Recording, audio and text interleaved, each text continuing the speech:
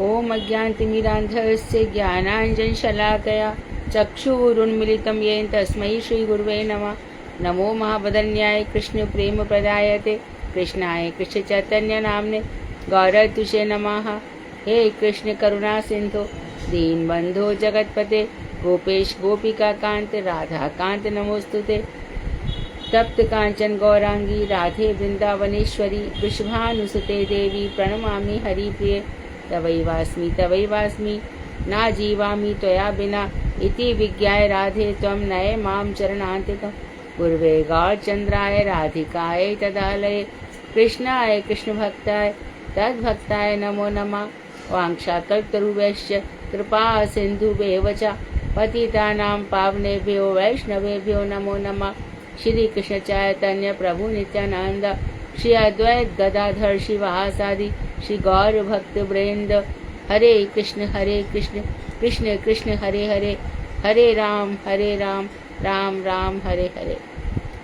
मैं सर्वप्रथम मध्य गुरुपाद पद्म परमाराध्यतम नितरपविष्ट ओम विष्णुपाद अष्टोत्तर शत श्रीमद् भक्ति वेदांत श्री नारायण गोस्वामी महाराज मध्य शिक्षा गुरुपाद पद्म परमाराध्यतम नितरपविष्ट ओम विष्णुपाद अष्टोत्तर शत श्रीमद् भक्ति वेदांत श्री वामन गोसाई महाराज के अभय चरणारविंद में अनंत कोटि दंडवत प्रणाम ज्ञापन कर उनकी अहट कृपा की वांछा करती हूँ।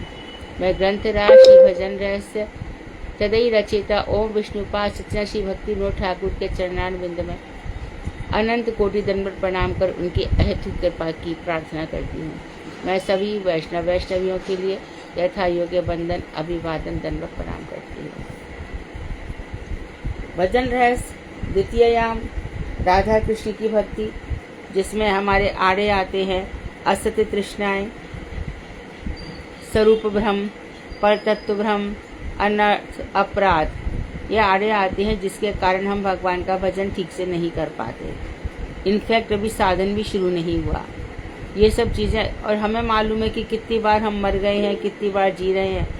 अभी कृपा करके ये लाइन मिली, उसके बाद भी हमें समझ में नहीं आता।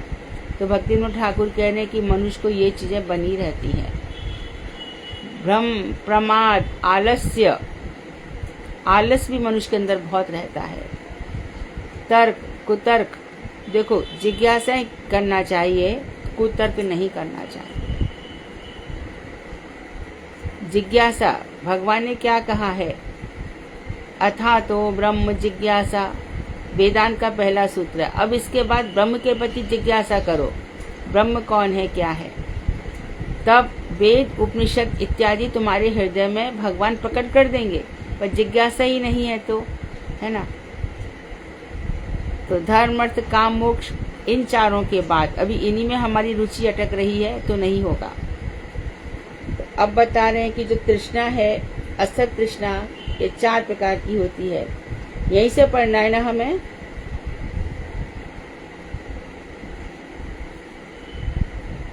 No answer.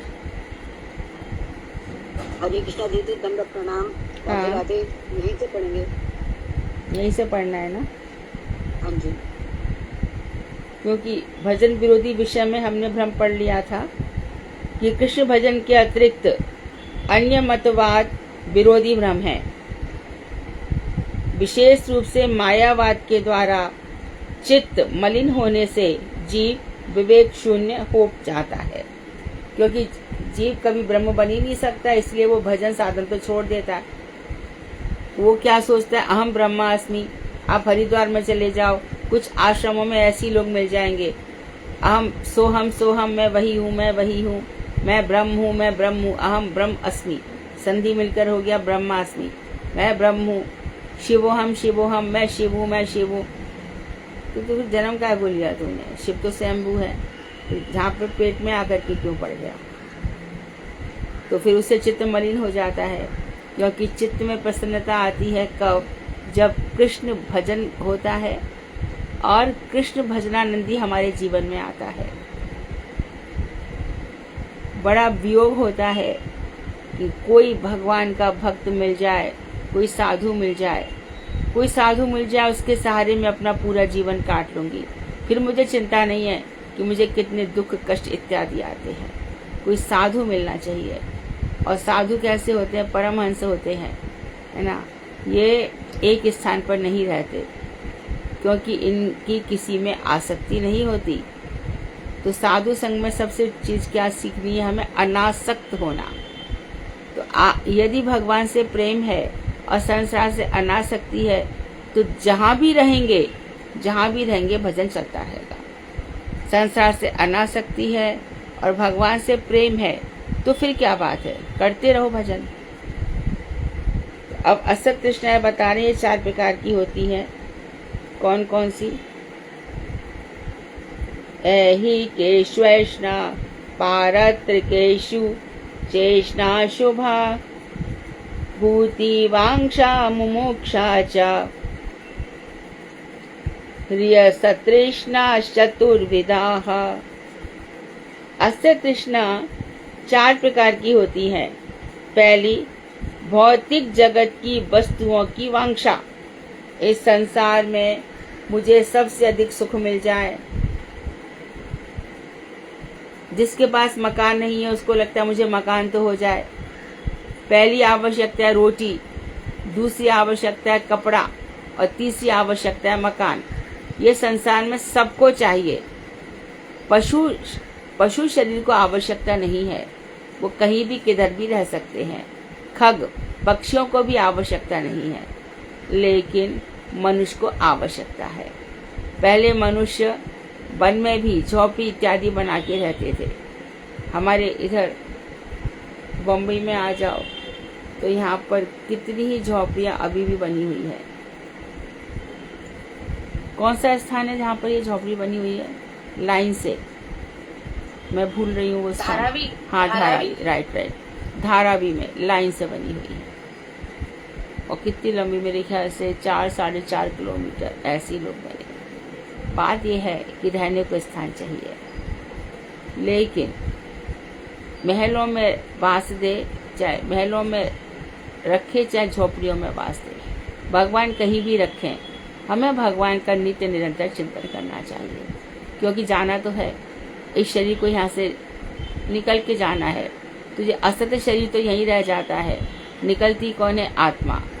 आत्मा ही भ्रमण करती है, आत्मा ही चारों तरफ घूमती है। इस आत्मा के विषय में भी बहुत सारी बातें हैं। कोई कहता है कि आत्मा, अच्छा, ये मैंने जो वेदांत पढ़ा उसमें ऐसा है कि जैसे हमारे मठों में हमारे कोई भी महाभागवत वैष्णव इस शरीर को छोड़ते हैं तो उनका नित्य जगत में तुरंत प्रवेश है। और जो बहुत जिनका भजन अपूर्ण रह गया है, भजन पूरा नहीं हुआ है, उनको गरुड़ पुराण की आवश्यकता नहीं है। भगवान श्री कृष्ण कहते हैं श्रीमताम धीमताम गेहे, मैं उनके घर में उनको पैदा कर देता हूँ। अच्छा, किसी की यदि पशु पक्षी इत्यादि योनियों में जाना होता है तो भगवान उसकी व्यवस्था ब्रह्मा जी के द्वारा वैसे ही करवा देते हैं। ऊपर से बरसात होती है और बरसात का पानी सर्वत्र गिरता है, तो उसी से जौ भी होगा, उसी से घास भी होगी। तो वही मनुष्य वही बन करके पैदा हो जाएगा। घोड़ा घास खाता है, गैया घास खाती है, उसको जिस योनि में जाना होगा वो वही बन करके पैदा हो जाएगा। तो घोड़े ने घास खाई तो घास, घोड़ा और घोड़ी, इस तरह से दोनों ने घास खाया, उसी में एक जीव चला गया और जीव उन दोनों के संयोग से उत्पन्न हो गया। तो अपने अपने कर्मों का, पर गरुड़ पुराण और भी बातें बताता है कि देखो जिसने ये कर्म किया उसको ये फल मिलेगा, ये कर्म किया उसको ये फल मिलेगा। तो कहते हैं कि जिस आत्मा की, क्योंकि एक तो बहुत दुष्कर्म की है उसने, तुरंत यमराज के यहाँ विचार ही नहीं है। उन 28 प्रकार के नरक हैं और उसके बाद बताया कि और भी बहुत प्रकार के नरक है, तो उसको मार डाल दो। सीधा साधा सिस्टम है, फीड अप हो जाता है, निकाल दो। जिसका दोनों ही प्रकार से होता है उसके लिए आत्मा थोड़ी समय रहती है, इसीलिए 13 दिन रहती है। तो जो गरुड़ पुराण है वो किसके लिए बांचा जा रहा है? उस आत्मा के लिए, उस आत्मा के लिए। सुन, देख तूने क्या क्या कर्म किए, अब तेरे लिए ये नरक तैयार है। तूने ये कर्म किए तो तैयार हो जा। कर्म की बात है भाई, तो अब ये जो कर्म तूने जिसके लिए किए वो लोग तो यहीं पर छोड़, यहीं पर रह गए, यहाँ सब कुछ कर गए। अब तो इसलिए गरुड़ पुराण में जो कर्म बताए गए हैं नरक, तो व्यक्ति हिल जाता है, कांप जाता है, बस अब और नहीं और नहीं। तो गरुड़ पुराण भी एक तरह से कृपा है। जब जीव सुनते हैं इसको तो वो दुष्कर्मों से अपने आप को बचा लेते हैं कि नहीं, हमें नहीं करना चाहिए।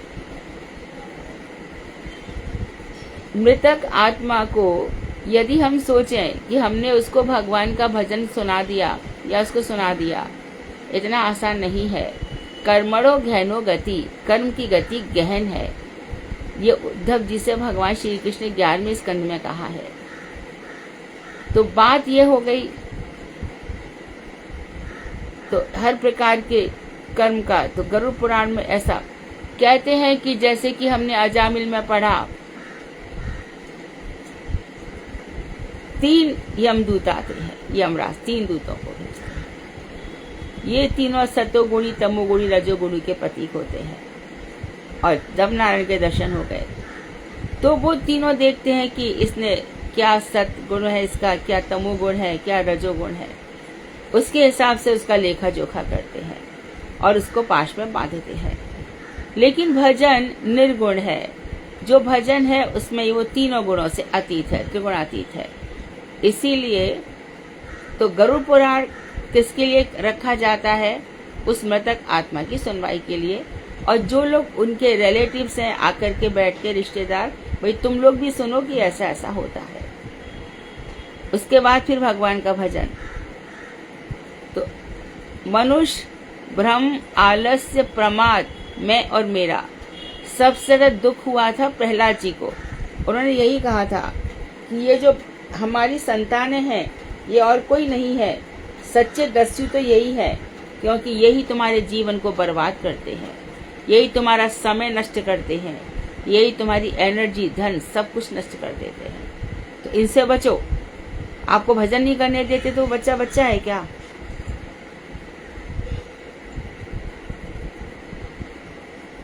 फिर समझना चाहिए कि कौन कौन से जीव किस किस रूप में आ गए, कौन कौन से, वही पति, पत्नी, पुत्र, पुत्री इत्यादि रूप में। ये सब बातें हम लोग इसलिए रोज पढ़ते हैं कि ये सभी शास्त्रों में है, सभी पुराणों में है, वेदांत में भी वैसा ही है, श्रीमद् भागवत में भी वैसा ही है। तो असत्य तृष्णाएं, इन सब के प्रति जो हमारी तृष्णा है ये 4 प्रकार की होती है। तो पहला बता दिया कि जगत की भौतिक वस्तुओं की वांछा, फिर सोना हो जाए, 4 हो जाए, 9 लाख हार हो जाए, मर्सिडीज हो जाए, ये वो। हमारी आत्मा किस पे सवार होकर के चल रही है वो सोचो। शरीर सवार हो सकता है मर्सिडीज पर, शरीर तो ना जाने किस किस में सवार होकर चल देता है। पर यमराज नचिकेता को कह रहे हैं कि आत्मा ये रथी है, इंद्रियां चंचल घोड़े हैं, इन पर चल करके जाना है। तो आत्मा को समझना पड़ेगा कि ये किस पर बैठ करके सवार हो रही है और कहाँ जाने का इसने लक्ष्य तय किया है। तो ये हो गया भौतिक स्वर्ग आदि सुख की वासना। और तीसरा है योग विभूति तथा मोक्ष की कामना। योग विभूति, योग करके मुझे अहिमा, अणिमा, महिमा, लघिमा, ईशितव्य, इतनी जो 8 प्रकार की सिद्धियां हैं वो मुझे मिल जाए। इसमें ये सब आ जाता है। दूसरों को वशीकरण, मैं जैसा बोलूं ये जैसा कहे। तो बहुत से लोग इसके लिए बहुत प्रोसेस रखते हैं, तांत्रिकों के पास ये सब रहता है। तो तंत्र भी एक विद्या है, ये भगवान के द्वारा बनाई गई है। तंत्र भी खूब काम करता है, ऐसा नहीं है। तो योग विभूति, अणिमा, महिमा, मैं छोटे से छोटा बन जाऊं। आप लोगों ने सुना होगा, सबने देवराह बाबा, कोई बोलते थे 250 वर्ष रहे या जे, तो यमुना जी के ऊपर मचान बना के रहते थे। अब वो आराधना किसकी करते थे, इससे हमारे गौड़िया वैष्णव बिल्कुल भी उनको नहीं, मतलब उनके जो विचार हैं वो परम सिद्धि वाले थे। नीम करोली बाबा हैं, अपने समय के सिद्धहस्त थे। ऐसे बहुत से बाबा हैं कि जो बोलेंगे वही हो जाएगा, जैसा कहेंगे वैसा ही हो जाएगा। वो यहाँ बैठे बैठे दूर करना जाने क्या क्या कर सकते हैं। हमारे मैं एक व्यक्ति को जानती हूँ, उनके घर में सब गड़बड़ गड़बड़ हो रहा है। तो पता नहीं, सब कुछ अच्छा चल रहा था, अचानक क्या है। तो मेरे ही सामने की बात है, उनको किसी ने कहा कि तुम्हारे घर में बहुत से लौंग वगैरह रख दी हैं, उन लोगों को निकाल के फेंको, इससे तुम्हारा सब ठीक हो जाएगा। तो वो सब घर ढूंढने में लगे हैं, किधर मिल नहीं रही है। तो कहे चलो सोफ़ा हटाते हैं, तो सोफ़ा के नीचे सब रखी हुई। तो उसमें ऐसा कोई तांत्रिक विद्या कर रखी थी कि वो सब उनका सब नष्ट हो जाए। ऐसे तंत्र विद्या अपना काम करती है। अमावस्या की रात्रि को, ग्रहण के दिन शमशान में बैठ करके ये लोग ऐसी साधना किया करते हैं, क्योंकि साधना उसकी भी है। जैसे कि मनन से मंत्र होता है और तंत्र तन पर अपना शासन करता है। तो ये सब योग विभूतियां हैं, ये सब इसमें आ जाएंगी। तथा मोक्ष की कामना, और चौथी चीज है मोक्ष की कामना। ये सब क्या है? असत्य तृष्णा है। मोक्ष होता नहीं किसी का मोक्ष होता नहीं। मोक्ष से मुक्ति पाना ही भक्ति है, कि मोक्ष की भावना भी नहीं आए। तो मोक्ष की परिभाषा दी है कि ये लोग समझते हैं आत्यंतिक दुखों से आत्यंतिक छुटकारा मिल जाए। वो किसी को नहीं मिलता ही नहीं है। इस संसार में रहने से यहाँ सब कुछ झेलना पड़ता है। इसी को बंगला प्यार में कह रहे हैं, स्वर्गाधिक सुख की वासना, योग विभूति तथा मोक्ष की कामना, पारत्रिक ऐहिक ऐष्णा भूति काम, मुक्ति कामे चार अस्तृष्णा नाम। अब इसकी भजन रसवती बता रहे हैं कि कृष्ण के अतिरिक्त जहाँ पर कृष्ण की प्रसन्नता नहीं है, भक्ति का अर्थ है कृष्ण को प्रसन्न करना। आत्म इंद्रिय, अपनी इंद्रियों की संतुष्टि भक्ति नहीं है। वहाँ तो परीक्षित को पूछा, ना तो वहाँ भूख है ना प्यास है, पूरा की पूरा मन भगवान श्री कृष्ण में रम गया है। तो कृष्ण से अतिरिक्त और जितनी भी वस्तुओं की प्राप्ति की, ये मुझसे मिल जाए, ये मुझे मिल जाए, ये वासना ही असत्य तृष्णा है। यह चार प्रकार की होती है। पहला बताए ऐहिक कहते इस लोक की, भौतिक जगत की, अर्थात भौतिक वस्तुओं की कामना तथा इसकी प्राप्ति के लिए अनेक प्रकार की चेष्टाएं जीवन भर। वो तो अच्छा है कि 60 साल का रिटायरमेंट है, नहीं तो 60 साल के बाद भी चलते रहे। वो तो अच्छा है कि इंद्रियां शिथिल हो जाती हैं। आशा तृष्णा ना मिटी, मर गए शरीर मर रहे हैं। यहाँ पर पहले इंसान लाखों वर्ष जी लेते थे। महाराज चित्रकेतु की 1 लाख पत्नियां थी, कितने वर्षों तक तपस्या भी कर लेते थे। लेकिन इस कलयुग में आयु मैक्सिमम 100 वर्ष है। बहुत कम लोग वहां तक पहुंचते हैं। 60, 70, 80, 90, 40 कभी भी समाप्त हो जाता है यह जीवन। तो इसमें हम चेष्टाओं में पूरा जीवन निकाल देते हैं और उसको प्राप्त करने की चेष्टा कर रहे हैं जिसको हमें छोड़ के जाना है। उस कथा को, जो मैं इंग्लिश की कथा कहा थी, इंग्लिश कथा है ना, द डायमंड नेकलेस, वो लेकर के आई थी कि अपनी सहेली से याद ही होगा। याद है किसी को? एक कथा मैं अक्सर सुनाती हूँ। हाँ, सुनाओ, शॉर्ट में सुनाओ। आप सुना रहे हो? चालू दीदी सुनाओ, आप सुनाओ दीदी। हरे कृष्ण दीदी। दीदी 2 सखियां होती हैं, एक बहुत अमीर होती है उसमें से और एक गरीब होती है। गरीब के परिवार में कोई शादी होती है तो उसको वो हीरे का हार चाहिए था पहनने के लिए। तो उसने अपनी अमीर सखी को बोला कि तुम्हारे पास वो हीरे का हार है, वो मुझको दे दो। तो उसने उसको दे दिया और शादी में गई, सब कुछ बहुत अच्छे से उत्सव मनाया। उसने भी अपनी चमक दमक दिखाई अपना वो हार पहन के। और क्या हुआ कि उसके वो हार गुम गया वापसी में आते हुए। अब दोनों मियाँ बीवी को बहुत परेशानी, उलझन कि हमने अपने मित्र से एक बहुत महंगा हीरों का हार लिया था, क्या करेंगे। तब दोनों ने क्या किया, बहुत अथक परिश्रम करना शुरू किया, बहुत प्रयास, बहुत मेहनत करने लगे, अपने सुख दुख सब छोड़ दिए, शारीरिक कष्ट से सब कुछ सहा और जैसे तैसे पैसा जोड़ के वो हीरो का हार सेम टू सेम वैसा तैयार कर लिया। इस बीच में सखी कभी मिलती भी थी तो ये अपनी मित्र से मुंह मोड़ के दाएं बाएं निकल जाती थी, उससे बचती रहती थी, उसके सामने नहीं पड़ती थी। 2-1 साल लगा के उसने किसी तरह से दोनों मीना कई साल लग गए, 20 साल लग गए। अच्छा, 20 साल लग गए। तो फिर किसी तरह मेहनत करके उन्होंने वो हीरो का हाथ जोड़ लिया। और अब वो सखी जो गरीब थी वो उस अमीर के पास गई, तो उसने पूछा अमीर सखी ने कि तू कहाँ थी इतने दिनों तक मिली नहीं। तो उसने कुछ बोला नहीं, लेकिन बाद में कहा कि देख मैं बहुत शर्मिंदा हूँ, तूने अपना हार मुझको दिया था, इतना महंगा हीरो का हार, लेकिन मेरी लापरवाही से वो घूम गया, इस वजह से तुझसे नहीं मिली। लेकिन अब हमने जैसे तैसे करके पैसे जोड़े और ये अपने हाथ तुझे वापस करने आए। तो जो दूसरी सखी थी जिसका वो हार था, वो कहती अरे तू मूर्ख है क्या, वो जो हार था वो हीरो का नहीं था, वो तो नकली था, वो तो मैंने ऐसे ही पहना हुआ था चमक दमूंगी, तुझे अच्छा लगा तो मैंने दे दिया, पर वो नकली था, हीरो का कहीं नहीं था, तुमने तो ऐसी समझ रख दिया। ये है तो ऐसी नकली असद वस्तुओं के लिए हमारी चेष्टाएं होती है, ऐसी असद। और सपोज वो तो नकली भी था, मानो असली भी हो तो क्या कर लोगे? है तो असत ही ना, छोड़ के तो जाना ही पड़ेगा ना। अच्छा, ये सब पहनते हैं, इसमें प्राय करके भावना ये रहती है कि दूसरों को दिखाओ कि मेरे पास कितना पैसा है। ये दंभ है, और दंभ का फल नरक है। तो कहीं भी तो शांति नहीं है ना, इसलिए विरक्त भाव से जीना चाहिए। तो ये जो चेष्टाएं हैं, ये भक्ति विनोद ठाकुर कह रहे हैं, बद्ध जीव इंद्रिय सुख प्राप्ति की चेष्टा करता है, आंखों को सुख, कानों को सुख, इसी की चेष्टाओं में लगा रहता है। पिक्चर देखने जाने से क्या मिलता है? एक मूवी देखने जाओ, क्या मिलता है?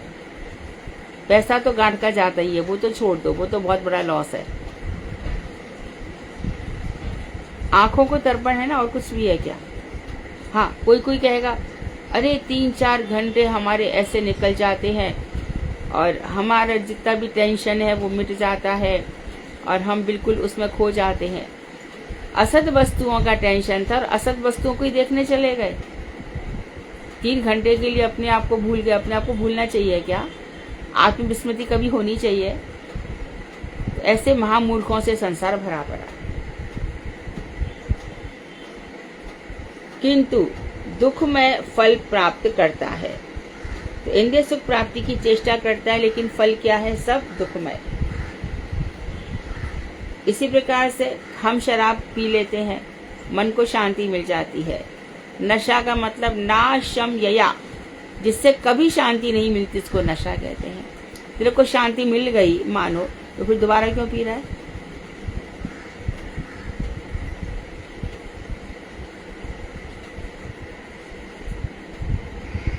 अब बता रहे कर्मण्या आरंभण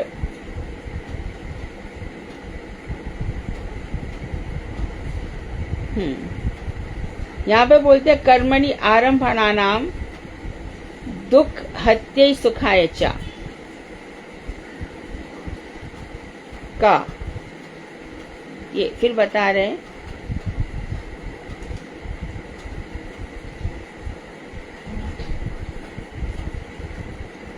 स्वर्ग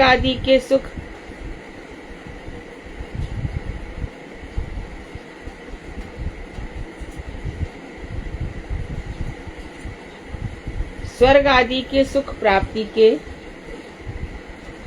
लिए कामना तथा अनेकों प्रकार के देवी देवताओं की पूजा का अनुष्ठान, क, ख और ग, योग विभूति की वांछा, जड़ीय चमत्कार के द्वारा लोगों को मोहित करना, जड़ीय चमत्कारों के द्वारा लोगों को मोहित करना तथा लाभ, पूजा, प्रतिष्ठा आदि प्राप्त करना।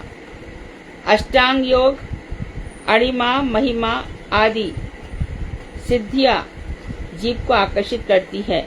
और चौथा घा है मोक्ष की कामना। ये सब भजन विरोधी विषय हैं। भगवान के भक्त इन्हें कभी भी स्वीकार नहीं करते। तो उन जो 4 प्रकार की चीजें बताई, उसी को यहाँ पर स्पष्ट किया। ये 4 प्रकार की कामनाएं हैं।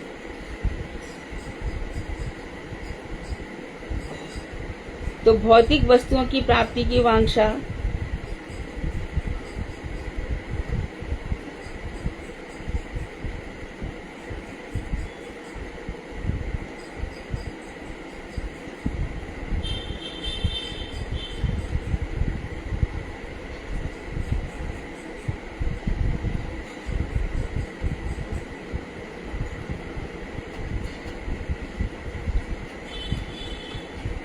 ये का को ऐसे क्यों किया इन्होंने? तो इसमें ये जो संस्कृत में लाइन दी है, इसका ऊपर ऐसे दिया है कि बद्ध जीव कर्मणों का आरंभ इसलिए करता है, लेकिन इंद्रिय प्राप्ति सुख की चेष्टा करता है, लेकिन वास्तव में दुख हत्यई, वो दुख में फल प्राप्त करता है, वहाँ सुख नहीं है। और दूसरा बता दिया, स्वर्ग आदि के सुख प्राप्ति के लिए कामनाएं करता है तथा अनेकों प्रकार के देवी देवताओं की पूजा का अनुष्ठान करता है। सकट चौथ, करवा चौथ, नवरात्रि, वट सावित्री और कौन कौन से व्रत आते हैं ना, ये सब अनेक अनेक देवी देवता की कामना इसीलिए करता है। और कौन से व्रत आते हैं जिसमें एक वो होता है ना कि बेसन का ही खाना पड़ेगा और गैया बछड़े की पूजा। हाँ, अहुई अष्टमी तो हाँ, बस द्वादशी ऐसा है ना कि जिसमें गैया बछड़ा दोनों की पूजा करो। वो फिर उसमें एक और विधान है, जो बेटे की मैया है वो ही इसको करेगी, दूसरी नहीं करेगी।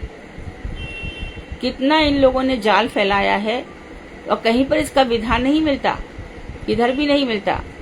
तो ये सोच, अनेक प्रकार के व्रत अनुष्ठान ये क्या है, देवी देवताओं को प्रसन्न करने के लिए। तो इसकी मनुष्य की कामना रहती है। और फिर योग तो बता ही दिया, योग विभूति की वांछा, तो जड़ीय चमत्कार द्वारा तो योग इत्यादि करके कितने चमत्कार दिखाए जाते हैं। योग से क्या क्या हो सकता है। सबसे पहला चमत्कार ये होता है कि उसको पैसा बहुत मिलता है। अरिमा महिमा, योगी को पैसा मिल सकता है, कोई दो राय नहीं है। भगवान ने योगियों को भी दे रखा है, लेकिन उसको जरा भी शांति नहीं है, थोड़ी बहुत शांति नहीं है। इससे योग भक्ति का पहला सूत्र है,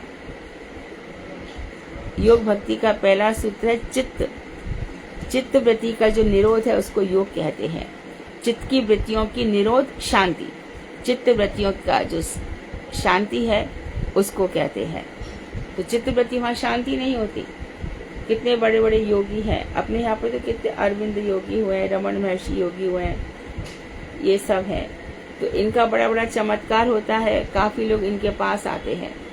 इस योग से ये लोग बहुत ही तेजस्वी हो जाते हैं, चेहरा दम आता है और एकदम उनकी जो शरीर है वो बलिष्ठ हो जाता है।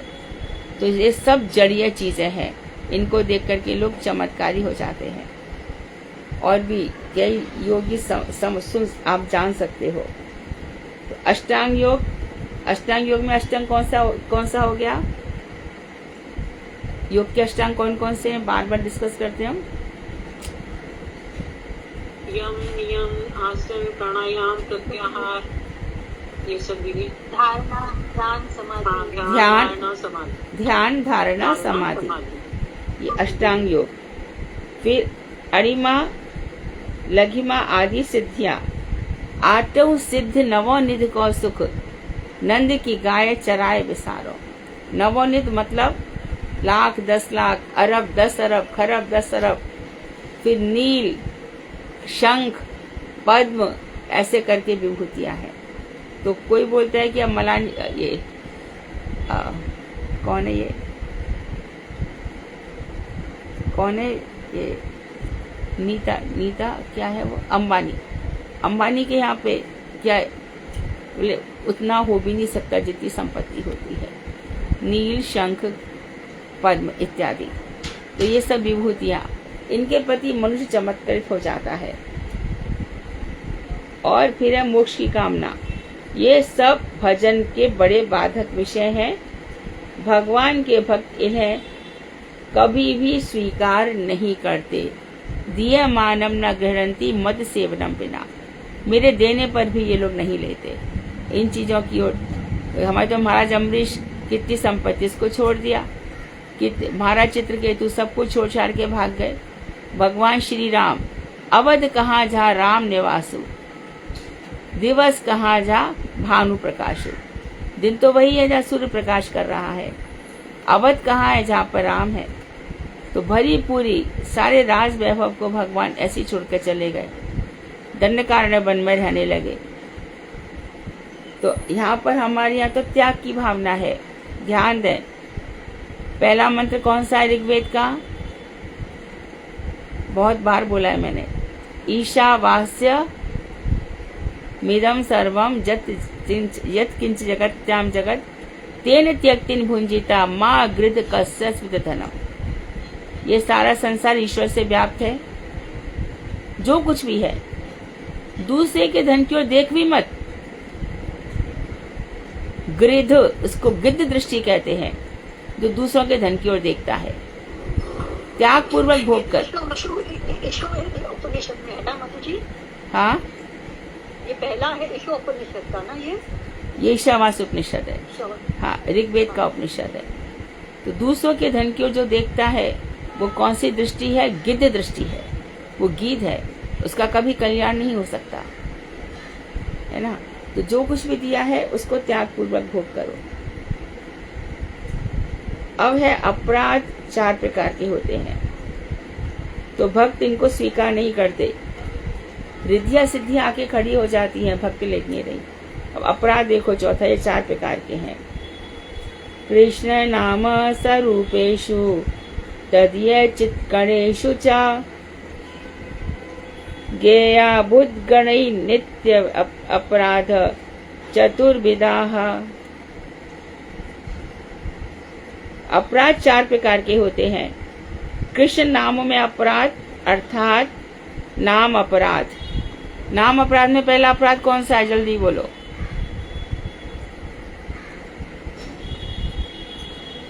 साधु निंदा, साधु निंदा। और दूसरा? पहला है समर्पित महाभागवत की निंदा करना। साधु महाभागवत एक ही बात हो गई। हाँ, और दूसरा?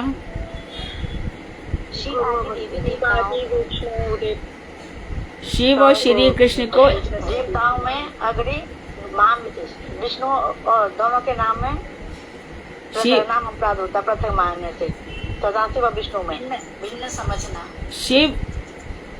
शिव और विष्णु को, शिव और भगवान को कृष्ण के तुलना करना, मैंने सेम समझना, वो भी अपराध है। शिव और विष्णु को एक समान समझना, शिव और विष्णु दोनों को ईश्वर मानना, ये पद्म पुराण में अपराध बताए गए हैं। तो शिव ईश्वर है लेकिन कृष्ण के अधीन है। शिव ईश्वर है लेकिन कृष्ण के अधीन है, तो ये दूसरा नाम अपराध है। तो कृष्ण नाम में अपराध अर्थात नाम अपराध हो गए। ये नाम के बल पे पाप करना, जो मना है करते जाओ, हरे कृष्णा कहते जाओ, ऐसे लोग मरेंगे। हरे कृष्णा बोलो, फिर मना है जो करो। और नाम में अर्थवाद, अरे इतनी नाम की महिमा बताइए, हमने तो देखी नहीं इसकी कोई नाम की महिमा। यहाँ भी फिर से देख लो, अनर्थग्रस्त अवस्था में लिया हुआ नाम कुछ भी असर नहीं करता, अर्थात बहुत प्रकार की इच्छाएं हैं, मोक्ष की कामनाएं हैं, ये सब जो है इस अवस्था में जो भगवान का नाम लोगे तो ये बद्ध अवस्था में भजन है। लेकिन जब हम बिल्कुल निर्मल चित्त हो जाता है, जो शुद्ध नाम लेते हैं वो एक शुद्ध नाम भी असर कर जाता है, अर्थात मन में भक्ति भाव जगा देता है, ज्ञान वैराग्य की भावना आ जाती है। तो कृष्ण स्वरूप में अपराध अर्थात सेवा अपराध। सेवा में अपराध, भगवान हमारे सामने है, मुंह फाड़ के जम्भाई लेना, अधो वायु छोड़ना, भगवान के सामने किसी को डांटना, भगवान के सामने किसी की प्रशंसा करना, भगवान के पास जो प्रसाद ले जा रहे हो उसको खोल करके ले जाना बिना ढके हुए, यानी कि किसी की दृष्टि पड़ जाए तो भगवान उस प्रसाद को नहीं खाते। भगवान की वस्तुओं को लांघना, बिना धोए तुलसी अर्पण करना, ये बहुत प्रकार के सेवा अपराध है। भगवान के सामने अपने घुटनों को ऐसे करके बैठ जाना, या फिर भगवान के सामने अपने दोनों पैर फैला के बैठ जाना, ये सब सेवा अपराध है। इसके बाद तदीय अर्थात भक्तों के चरणों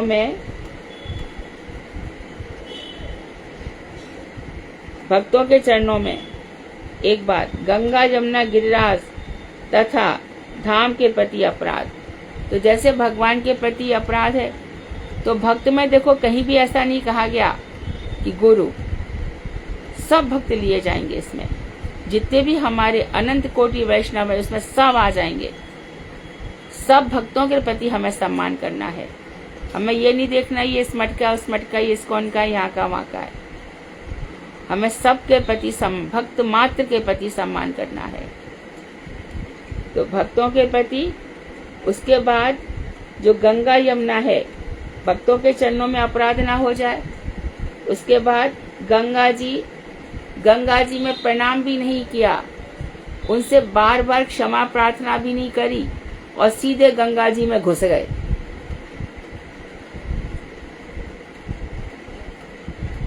गंगा और यमुना दोनों में सेम, तो इन सब की बहुत अनंत महिमा है। गंगा में स्नान करने से हमारे समस्त पातक धुल जाते हैं। यमुना का आचमन करने मात्र से ही श्री कृष्ण में हमारी भक्ति हो जाती है। गिरिराज गोवर्धन, ध्यान रहे कोई गिरिराज जी को वहां से उठा ना लाए। गर्ग संहिता में इसका बड़ा भारी अपराध बताया गया है। यदि आप गिरिराज जी की इतनी सी भी पिंडी उठाते हो तो इतना वहां सोना रखना पड़ेगा और उसमें गुरु वैष्णवों से पूछना पड़ेगा, तब गिरिराज जी आते हैं। तो उनको अपने मन से उठा लाना। आप सबको पता होगा, इधर मोटा मंदिर में राजा सेठ बिना पूछे गिरिराज जी ले आया, वंश सहित वो नष्ट हो गया और एक भी गिरिराज जी नहीं है वहां पर। सेवा चल रही है, पुष्टि मार्गीय सेवा है। तो ऐसे गिरिराज जी के चरणों में अपराध। वहां पर जो ऊपर गिरिराज जी हैं, तो बहुत से लोग ऊपर चढ़ जाते हैं।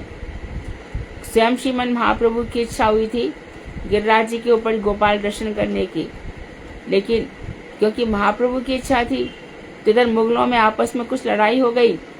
तो वहां के जो लोग थे वह गोपाल जी को, ठीक है मुगल आकर इनको मान ना दे, तो गोपाल जी को नीचे ले आए। तब महाप्रभु ने कहा था कि कोई भी भक्त गिरिराज जी के ऊपर नहीं जाएगा, वहां पे चरण नहीं रखेगा। तो जिस तरह से शालिग्राम शिला पर ऐसे हमारा ब्रज बना हुआ है, शालिग्राम शिला पर, इसी प्रकार सुदर्शन चक्र पर जगन्नाथपुरी सुदर्शन चक्र पर विराजित है। और वहां की तो ध्वजा तक की भी कितनी महिमा है, यदि हम शुरू करें तो कितना समय निकल जाएगा। तथा धाम के प्रति अपराध, इसी प्रकार अरे यहाँ कितनी गंदगी है, यहाँ के तो ऐसा है वैसा है। देखो इधर तो धाम के प्रति इस तरह के, धाम का दर्शन तो किसको हुआ, कुंभन दास जी को हो रहा है, सनातन गोसाई पाद को हो रहा है, जीव गोसाई पाद को हो रहा है। कितने ही सरोवर है हमारे धाम में, कितने ही अधिक सरोवर है, अनकाउंटेड है। भगवान की लीला के लिए सरोवर प्रकट हुए हैं यहाँ पर। और किसने प्रकट किए हैं, योग माया देवी ने। तो इन सभी सरोवरों में बहुत सुंदर दर्शन है। कहीं भी कोई भी सरोवर ले लो, गिरिराज जी में जैसे घुसते ही सबसे पहला सरोवर कौन सा पड़ता है, नवल कुंड, अप्सरा कुंड, संकर्षण कुंड। देख करके एकदम हृदय भर आता है, कितने सुंदर सरोवर है। उसके बाद आगे जाओ तो पहले उसका नाम यतिपुरा था, माधवेंद्र यति के नाम से, अब वो जतिपुरा हो गया है। इसके बाद फिर सुरभि कुंड, ऐरावत कुंड, अभी भी सब भगवान की वहां पर फुटप्रिंट्स इत्यादि देखे जाते हैं। तो धाम के प्रति, इन सब के प्रति अपराध। मानसी गंगा जय हरदेव, गिरवर की परकम्मा देव, कुंड कुंड चरणामत ले, अपनो जन्म सुफर कर ले। मानसी गंगा में जाओ, मानसी गंगा के दर्शन से, मानसी गंगा के पान से जन्म जन्मांतर के पाप नष्ट होकर भगवान के प्रति भक्ति जागती है। हरदेव के दर्शन करे बिना परिक्रमा पूरी नहीं होती। इस तरह से गिरिराज पर्वत की परिक्रमा करनी चाहिए। कुंड कुंड, यहाँ पर बहुत कुंड पड़ेंगे, उनका चरणामृत लेना चाहिए। हमारा राधा कुंड, श्याम कुंड तो है ही, लेकिन गोविंद कुंड भी अद्भुत सुंदर है, अद्भुत सुंदर है। वहां पर हमारे पुष्टि मार्गीय भक्त तो करते ही, अष्टचा बल्लभाचार्य जी, विठलादी जी, ये तो यहाँ पर करते ही हैं। गौड़िया वैष्णव भी वहां जाकर के, और यदि मानसरोवर में चले जाओ तो गौड़िया वैष्णव तो वहां करते ही हैं, और विशेष रूप से जो निम्बार की है वो सब वहां बैठ जाते राधा जी की सहचरी भाव वाले। चित्कण जीव के प्रति अपराध। चित्कण भगवान चित्पुंज है और हर जीव चित्कण है, हर जीव में भगवान का निवास है। इसलिए किसी जीव को दुख मत दो, किसी जीव का अपमान मत करो, किसी को कष्ट मत पहुंचाओ। चींटी से लेकर ब्रह्मा तक सबको जीव माना गया है। घर में इतनी स्वच्छता रखो कि घर में जीव जंतु ना हो तो अच्छा ही है। वैसे भी ऐसा कहा जाता है कि जहाँ पे दोनों समय आरती होती है, घंटा नाद होता है, शंख नाद होता है, वहाँ पर जीव जंतु नहीं होते। इसलिए मंदिरों में कभी भी देखो वहाँ जीव जंतु नहीं होते। भगवान की बत्ती जलाई जाती है, इतना ये सब सुंदर से, और आरती गाई जाती है। तो जो आरती में शब्द निकलते हैं, राधे कृष्ण राधा कृष्ण, जो कितनी बार शब्द होते हैं, उनसे भी कल्याण होता है। कभी भी किसी घर में पेट नहीं होना चाहिए। किसी भी जीव जंतु को पालने से घोर नरक मिलेगा। अरे हमें तो पालना पड़ता है, हमारे यहाँ की इंडस्ट्री है, फैक्ट्री है, वहाँ पे कुत्तों को कभी कोई जरूरत नहीं पड़ी है। भगवान ही सब जगह रक्षा करते हैं। वाक्यम पाड़ी सदा पातु धनागारम धनेश्वरी। हे श्री कृष्ण, आप ही की वाणी, उसी से हम बोलते हैं, आप हमारी रक्षा कीजिए। और जो हमारा धन का भंडार जो आपका ही है, हे किशोरी जी, आप इसकी रक्षा कीजिए। धनेश्वरी, हे लक्ष्मी जी। तो भगवान अपने भक्तों की रक्षा करते हैं। इसलिए भगवान की आज्ञा का पालन करके रक्षा के लिए पेट नहीं पालना चाहिए। कृष्ण नाम स्वरूपेयो भक्ते अन्य नरे और ब्रह्म है ते अपराध चतुष्ट स्मरे। इसी बात को बता दिया है। अब चौथी बात बता रहे कि हृदय दौर्बल्य, ये भी 4 प्रकार का होता है। यथा तत्रैव, क्या बताए यहाँ पे, 4 प्रकार का हृदय दौर्बल्य है। बहुत ही सुंदर बता रहे हैं, बहुत सुंदर, क्योंकि हम सब में होते हैं ना, इसके लिए। तुक्षा शक्ति कुटी नाटी मात्सर्यम स्वप्रतिष्ठिता हृदय दौर्बल्यम बुधई शाश्वत ज्ञेयम किल चतुर्विधम। पंडितों ने हृदय दौर्बल्य को 4 प्रकार का माना है। तुच्छ अर्थात कृष्ण से अतिरिक्त दूसरे विषयों में तुच्छ वासनाओं में हमारी आसक्ति, कृष्णेतर वासना। फिर से मैं बता रही हूं, ध्यान रखो, संसार में रहो, पुत्र पुत्री पति पत्नी सब में रहो, लेकिन वासना नहीं रहनी चाहिए। मेरे को बेटी नहीं है, मेरे को बेटा नहीं है, मेरे को ये, तो ये वासना है, ये बहुत खराब है। कबे मोरे संसार वासना तुच्छ है वे, ये कब तुच्छ, क्योंकि ये इस जन्म में नहीं मिले तो अगले जन्म में हो जाएगा। तेरे को बहुत बेटा बेटी चाहिए तो 100% सुअर का जन्म है, नो डाउट। तूने जिस इतना सुंदर मनुष्य शरीर जिस भोग वासनाओं में लगाया है, वो और भी ज्यादा फ्लोरिशमेंट होकर उसमें अगला जन्म वो ही दे दिया जाएगा। तू बहुत बड़ा समाज सेवी बनता है, तो इसी तरह का कोई जीवन भगवान दे देते हैं, जा तू समाज की सेवा ही कर।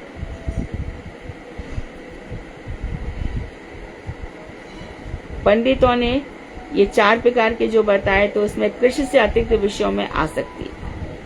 कुटी नाटी, कुटी से अक्सर सब लोग पूछते थे कुटी नाटी क्या होता है, तो याद रखना, मैंने ऐसे याद किया, का से कपटता, तो मुझे याद हो गया। कपटता और मात्सर्य, दूसरों से ईर्ष्या करना तथा दूसरों की उन्नति देखकर जलन तथा प्रतिष्ठा की आशा, ये सब कुटिनाशी है। ये अपने कुटिनाटी, अपने दूसरों को देखकर कपट करेंगे, जो दूसरों के साथ ईर्ष्या होगी, तो दूसरों के साथ चेष्ट और हमारी ये होती है, जलन होती है। और दूसरी बात, प्रतिष्ठा की आशा, दूसरों से तुमको इज्जत चाहिए, क्या को चाहिए, क्या करेगा इस इज्जत का, क्या कर लेगा बोल।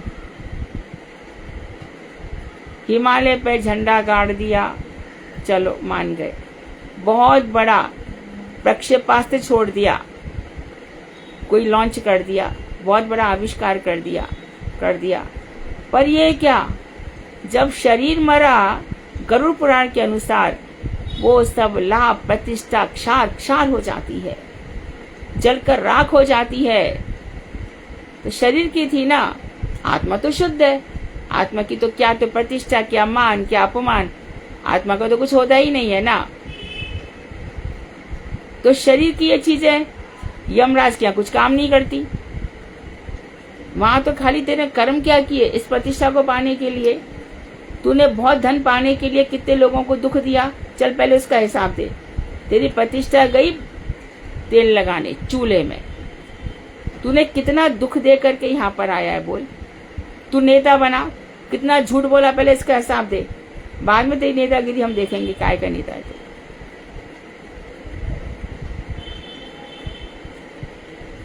कितना तूने सबको परेशान करके अपने शरीर का पोषण किया है, कितना दुख दिया है दूसरों, कितना नौकरों को परेशान किया, कितना डांटा चिल्लाया, चल पहले इसका हिसाब दे। चल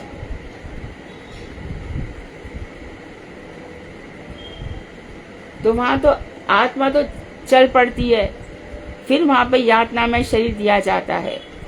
इसलिए साथ ये गर्भ भी क्या है, नरक ही तो है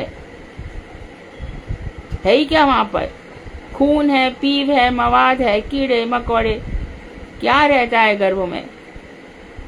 फिर भी जो महापुरुष आते हैं वो इस यातना को झेल लेते हैं संसार के कल्याण के लिए। तो लाभ, पूजा, प्रतिष्ठा इत्यादि ये सब रहते नहीं है यहाँ पे। जब शरीर मरता है ना, देखो जब कोई सुसाइड करता है ना, और उसी समय उसकी आत्मा ऊपर उठे, तब वो दहाड़ता है, चिल्लाता है, मैं तो मरा ही नहीं, मैं तो ये रहा।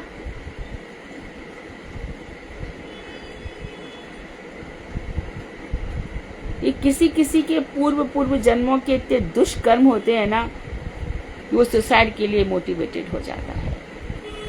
इसलिए कहते हैं कि भैया तुम्हें अपने आप को बचाना है तो भगवान का नाम भज लो, शुद्ध चित्त से, शुद्ध मन से। तो जो भगवान को भजते हैं उनको कहते हैं दकियानुसी है।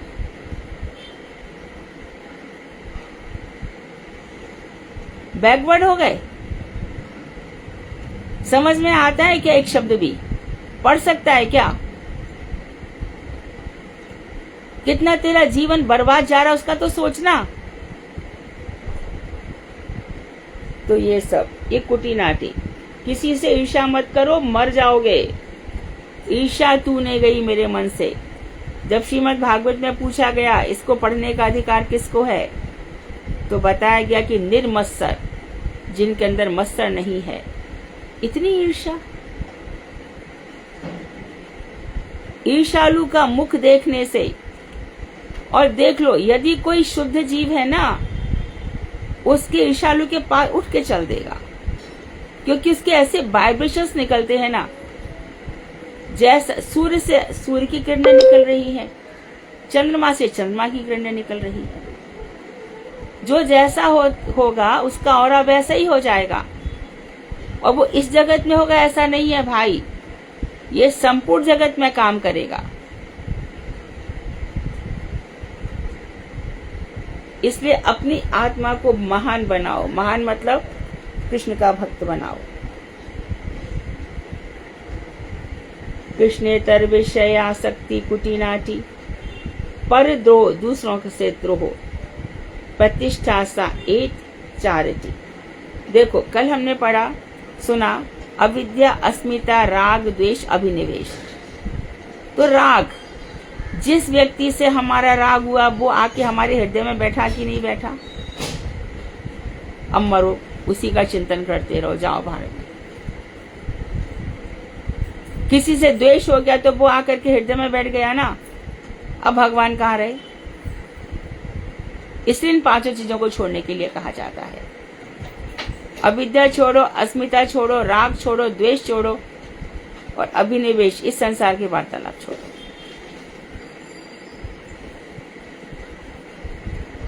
किसी से राग मत करो। राग करने वाला व्यक्ति हृदय में बैठेगा भजन चौपट। किसी से द्वेष करोगे तो अपने हृदय को इतना सुंदर रखो, हृदय भवन में बहुत अंदर कंदरा में ठाकुर जी बैठे हैं। यहाँ पर रोज मार्जन होता है, किस चीज का?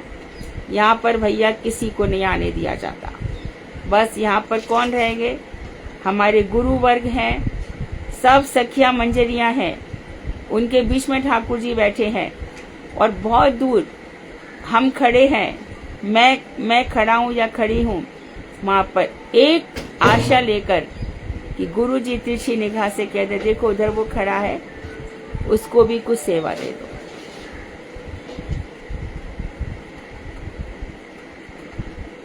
हृदय दौर्बल्य बलि शास्त्र निर्धारित, क्षय रिपु काम क्रोध मद लोभ मोह ईर्ष्या,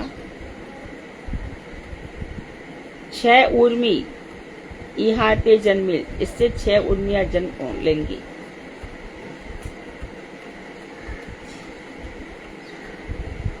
और उसके बाद कह रहे हैं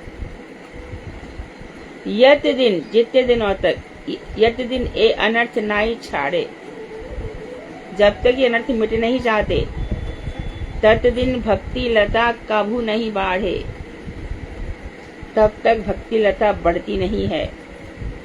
तो काम क्रोध मद लोभ मोह हो गए और 6 उर्मियां हो गई, भूख प्यास शोक मोह बुढ़ापा और मृत्यु। ये 6 चीजें संसार में रहेंगी। काम क्रोध मद लोभ मोह ईर्ष्या और 6 उर्मी। कभी शोक रहेगा, दुख, हर मनुष्य दुखी है, मात्र भगवान का भक्त छोड़कर कोई सुखी नहीं है।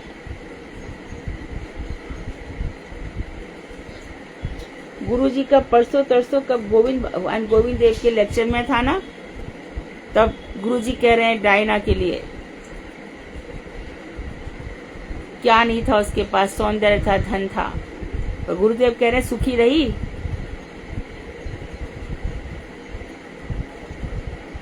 एक बार गुरु जी बिल क्लिनर से भी मिले थे, तो कोई सुखी नहीं है यहाँ पर। अमेरिका में गुरुदेव का इंटरव्यू हुआ था, पत्रकारों ने लिया था, तब गुरु जी ने वहां पर खुल्लम खुल्ला बोला था, no one is happy in this world. क्यों? आशाएं हैं, तृष्णाएं हैं, इच्छाएं हैं, इसी कारण। और क्या चीज रहेगी यहाँ पर? शोक रहेगा, दुख रहेगा, मोह, किसी न किसी से मोह रहेगा। क्षुधा, हमेशा भूख तक लगती रहेगी, पिपासा प्यास लगी रहेगी। बुढ़ापा आना ही है और मौत भी आनी है। ये सब प्राप्त होते हैं जब तक ये अनर्थ हम नहीं छोड़ेंगे, तब तक भक्ति लता की वृद्धि नहीं होती। तो नाम संकीर्तन से सारे अनर्थ दूर हो जाते हैं, जैसा कि श्रीमद् भागवत में बतलाया गया है। तो इसको हम अब कल पढ़ेंगे।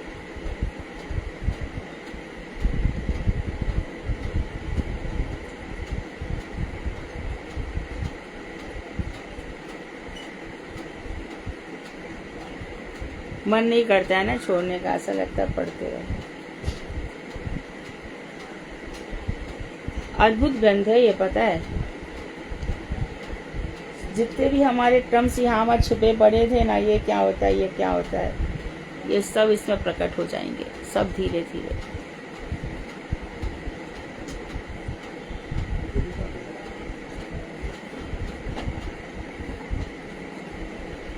वांछा कर्तृवैश्य कृपा सिंधुभ्यो च पतितानां पावनेभ्यो वैष्णवेभ्यो नमः।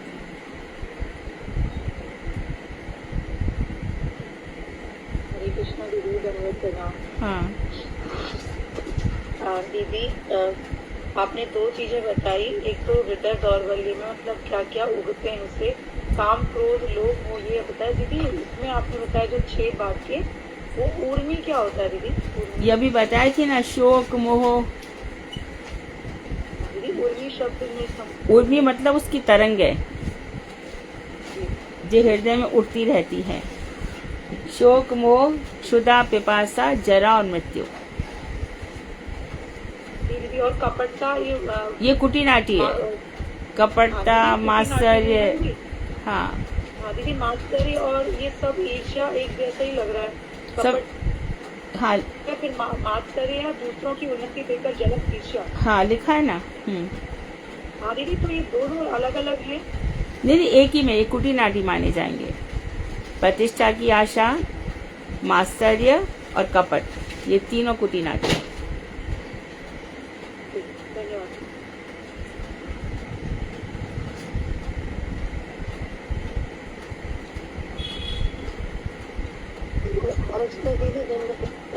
हाँ निंद्रा किसमें मानी जाएगी दीदी? क्या बोल रहे हो? दीदी निंद्राओं को भी तो बताते हैं कि निंद्रा, जैसे निद्रा, नींद। नींद क्या है? ये किसमें मतलब वो मानी जाएगी? ये निद्रा, आलस्य, ये साधन में कमी है, हृदय दौर्बल्य भी आ जाएगा। करना चाहिए। हाँ प्रमाद वश, हाँ प्रमाद, भ्रम, प्रमाद, विपलिप्सा, ये 4 है ना। भ्रम, प्रमाद, करना पाठक और विपलिप्सा, ये चार दोष है मनुष्य के।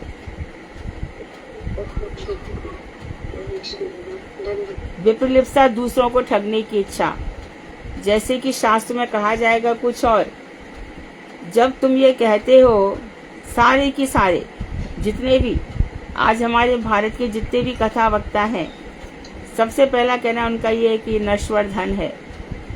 फिर तुमने क्यों इस धन को इतना पाल रखा है? ऐसे ये विपलिप्सा है, विपलिप्सा है। 5 भाजी है, उनका भी लेने आओगे। एक तो ये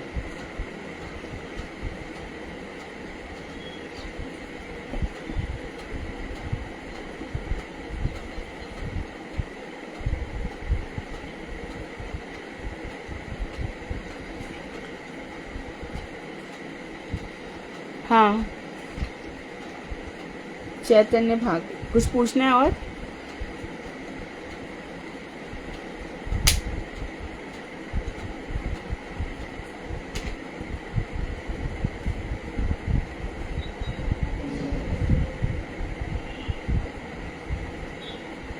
चैतन्य भागवत।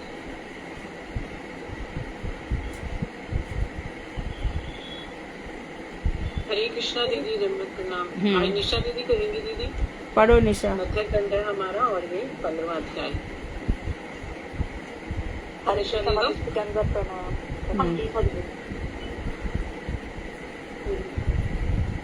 सर्वप्रथम मैं अपनी गुरु महात्मा श्रीमद भक्ति वेदांत श्रीधर महाराज के अभिज्ञान कमलों में अनंत कोटि दंडवत प्रणाम ज्ञापन करती हूँ। तत्पश्चात समस्त रूपानंद गुरु परंपराएं प्रयुक्त हों। भगवताचार्य श्रीमती मधु दीदी की चरण कमलों में दंडवत प्रणाम ज्ञापन करती हूँ और उनकी बाकी वांछा करती हूँ। उपस्थित सभी वैष्णव बच्चों के चरणों में मेरा यथा योग्य दंडवत प्रणाम। आज हम श्री चैतन्य भागवत ग्रंथ के 12वें खंड के पंचदश अर्थात 15वें अध्याय का श्रवण करेंगे। इस पंचदश अध्याय में हम जो श्रवण करेंगे उसमें जदाई मधाई पर किस प्रकार नित्यानंद प्रभु ने कृपा की और मधाई ने किस प्रकार उसके हाथ में लानी की और विशंबर यानी हमारे महाप्रभु के द्वारा जदाई मधाई को किस प्रकार आश्वासन प्रदान किया गया, ये सब हम इसमें श्रवण करेंगे।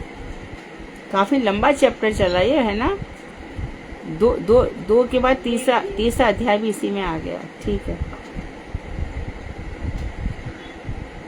इसमें स्तुतियां हैं जो मधाई नित्यानंद प्रभु से कर रहे हैं। बहुत सुंदर स्तुति उन्होंने नित्यानंद प्रभु से की है, क्षमा याचना की है, इससे बहुत सुंदर मजा अध्याय में है। श्री गौरचंद्र की महिमा तो देखिए कि शिव, शुक, नारद आदि भी जिनका ध्यान में दर्शन नहीं कर पाते हैं, वे ही प्रभु प्रतिपन कर्म ज्ञान और भक्ति जनगण को अपना संग देकर उन पर कृपा कर रहे हैं। ज्ञानांध अर्थात जो ज्ञान से अंधे, अज्ञान के कारण अंधे हैं, वह प्रपंचों में लिप्त मनुष्य कभी भी श्री चैतन्य देव की अचिंत्य लीलाओं को समझ नहीं पाते हैं। श्री चैतन्य के कृपा पात्र जगाई माधाई दोनों परम धार्मिक के रूप में नदिया में बहने लगे। उषा काल में गंगा स्नान के पश्चात दोनों प्रतिदिन 2-2 लाख कृष्ण नाम करते हुए निरंतर गर्दन करते रहते थे। उन दोनों को परम उदार कृष्ण रस का आस्वादन मिल गया था और वे सारे संसार को कृष्ण प्रिय रूप में देखने लगे। पहले की गई हिंसा का स्मरण करके वे दोनों प्रति क्षण पति का पावन श्री गौर हरि का स्मरण करते हुए वंदन करते रहते और मूर्छित होकर गिर पड़ते थे। कृष्णानंद में दोनों को आहर की भी सुध नहीं थी और चैतन्य कृपा का स्मरण करते हुए अश्रुपात करते थे। सर्वगण सहित ठाकुर विशंबर दोनों के लिए निरंतर अनुग्रह और आश्वासन प्रदान करते रहते थे। प्रभु स्वयं आकर दोनों को भोजन करवाते और उनको आश्वासन प्रदान करते, किंतु फिर भी दोनों के हृदय को चैन नहीं था। श्री जदाई माधाई ने महाप्रभु से अनुग्रह प्राप्त करके प्रापंचिक वस्तु मात्र के साथ कृष्ण संबंध का दर्शन करना आरम्भ कर दिया था। इससे उनको संसार में गतिपूर्णता का बोध नहीं होता था। विशेष रूप से माधाई बारंबार चंदन करते थे क्योंकि उन्हें अपराध बोध रहता था कि उन्होंने नित्यानंद पर आक्रमण किया था। यद्यपि प्रभु ने उनके सभी अपराध क्षमा कर दिए थे, फिर भी मधाई का मन बेचैन रहता था।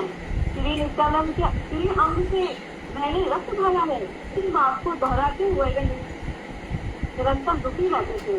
क्योंकि शरीर श्री चैतन्य ध्यान करते हैं, मुझे शरीर पर कुछ पापी ने प्रहार किया है, ऐसा समझ करके वे मूर्छित हो जाते थे और दिन रात केवल चिंतन करते रहते, अन्य किसी विषय में नहीं सोच पाते थे। एक दिन नित्यानंद प्रभु को एकांत में पाकर मधाई उनके श्री चरणों में पड़ गए और प्रेमश मुंह से उनके श्री चरण धोए और दांतों में तृण लेकर दैन्य पूर्वक प्रभु का स्तवन करने लगे। हे प्रभु, आप ही विष्णु रूप से सबका पालन करते हैं। आप ही अपने गुण पर अनंत दुखों को धारण करने वाले हैं। यह भक्ति योग आपका ही है और आप ही उसे दान करने वाले हैं। आपके अतिरिक्त चैतन्य महाप्रभु का और कोई प्रिय नहीं है। आप अनंत दुखों से का चेतन करते रहते हैं। आप ही समझाते हैं कि भक्ति सर्व धर्मों में श्रेष्ठ है। कालिंदी भेदनकारी आपका ही नाम है। आपकी सेवा से ही जन्म को प्राप्त हुआ। आप सर्व श्री लक्ष्मण चंद्र है। आप ठाकुर के ऊपर नाश करने वाले रसिकाचार्य हैं। श्री चैतन्य के सभी कार्यों के बारे में केवल आपको ही सब कुछ ज्ञात है। आपकी सेवा करने से ही महामाया की दुनिया बनी है। अनंत ब्रह्मांड आपकी पद छाया की कामना करते हैं। आप श्री चैतन्य के भक्त और स्वयं महाशक्ति हैं। आप ही चैतन्य के इनकी 8 वैशैया है, उनके प्राणधन है। आपके अतिरिक्त श्री कृष्ण का अन्य कोई नहीं है। हे प्रभु, आप ही पतितों का उद्धार करने वाले हैं। आप ही सभी वैष्णवों की रक्षा करते हैं और वैष्णव धर्म की शिक्षा प्रदान करते हैं। आप ही ब्रह्मा, आप ही आपकी कृपा से ब्रह्मा सृष्टि करते हैं और क्रोधित होकर आप महारुद्र का अवतार धारण करके सृष्टि का संहार करते हैं। आपके अति कोमल सुख विग्रह पर श्री कृष्ण कैसे विहार करते हैं। मैंने उसी ही अंग पे प्रहार किया है। श्री नारद, शुक, पार्वती आदि 9 नारियों के साथ क्या चाहिए? शिव और अन्य सभी देवी देवता हाँ? जीवन पर्यंत आपके देखना श्री क्या? का पूजन करते रहते हैं। इस अंग के स्मरण मात्र से सारे बंधन छूट जाते हैं। मेरे कारण उसी अंग से रक्त बहा। इस अंग की सेवा करके श्री रेवती, वारुणी, कांति धन्य होती है और चित्रकेतु महाराज दर्शन में अग्रगण्य होकर सबसे विहार करते हैं। सौनक आदि ऋषिगण नैमिषारण्य के बंधन से मुक्त हुए हैं और जिस अंग पर अतिक्रमण करके मेघनाद में विनाश हुआ और अनादर करने से जरासंध विनष्ट हुआ, उनके अंग पर मैंने अतिक्रमण किया है। जिनका अपमान करने के कारण श्री कृष्ण के साले रुक्मी को जीवन त्यागना पड़ा। तू सीधे ब्रह्मा के समान लंबी आयु प्राप्त की थी, किंतु आपका यथोचित सम्मान न करने के कारण उन्हें भस्मीभूत होना पड़ा था और जिनका अपमान करने के कारण दुर्योधन को अपने वंश सहित प्राण गंवाने पड़े थे। इस स्थिति में मुझ जैसे महाअहंकारी निर्मम पाखंडी को किस लोक में जगह मिलेगी। मेरे कुशल होने के सभी मार्ग बंद हो गए हैं। ऐसा कहते हुए माधाई नींद विभोर हो गए और प्रभु के श्री चरणों को अपने वक्ष पर धारण करके वहीं गिर पड़े। हे स्वामी, आपके चरणों में आए हैं, मेरा परित्राण कीजिए। आप ही मेरे जीवन, धन और प्राण है। आपकी जय हो, जय हो, जय हो। वैष्णव के धन स्वरूप श्री नित्यानंद प्रभु की जय हो। अच्युत ब्रह्मण्य राय की जय हो। आप शरणागत हुए मुझ अधम पापी की रक्षा करें। मैं तरुण चांडाल कृष्ण और मूर्ख हूँ। आप मेरे सभी अपराधों को समझ लीजिए। माधाई का आरती भरा प्रेम कौन सुंदर नित्यानंद राय हंसते हुए बोले, उठो माधाई, उठो, तुम मेरे दास हो और तुम्हारे शरीर में मेरा प्रकाश हुआ है। क्या पिता को दुख हुए? उसका शिशु बालक उसे मारते हुए मेरे शरीर पर तुमने भी इसी प्रकार प्रहार किया था। तुम्हारे स्तुवन को मैंने प्रेम पूर्वक, तुम्हारे स्तुवन को जो प्रेम पूर्वक सेवन करेगा वह भी मेरा भक्त हो जाएगा। तुम मेरे प्रभु के कृपा पात्र हो। मेरे प्रति तुम्हारा सिर मात्र भी दोष नहीं है। जो भी श्री चैतन्य का भजन करता है वह मेरा प्राण स्वरूप है और हर युग में मैं उसका परित्राण करता हूँ। जब कोई श्री चैतन्य का भजन ना करके केवल मेरा भजन कीर्तन करता है तब मुझे अत्यंत दुख होता है और वह प्राणी जन्म जन्मांतर में दुख भोगता रहता है। इतना कहकर नित्यानंद प्रभु ने प्रसन्नता के साथ माधाई को आलिंगन किया, जिससे माधाई का दुख और शोक दूर हो गए।